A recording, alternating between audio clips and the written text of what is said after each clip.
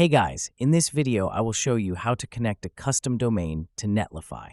Alright, let's begin. Start by going to your Netlify dashboard. Make sure your site is imported from GitHub. Click on your project to open it. By default, it's using a Netlify subdomain.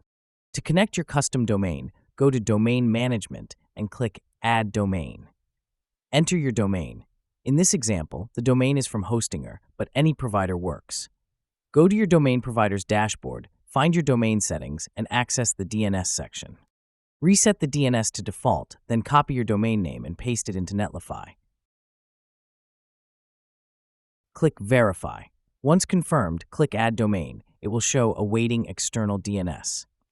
Now, create a CNAME or alias record pointing to apexloadbalancer.lify.com.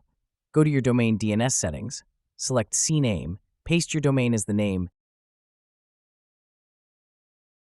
and apexloadbalancer.netlify.com as the target.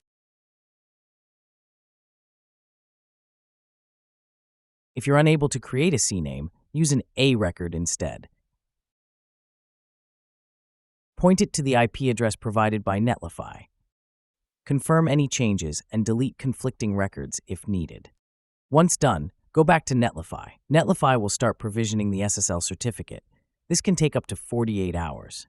Check your status using sites like dnscheck.org to confirm everything is working. So that's basically how you can connect a custom domain to Netlify. And that's it for this video. If you find this helpful, consider subscribing and giving this a big thumbs up. Thanks.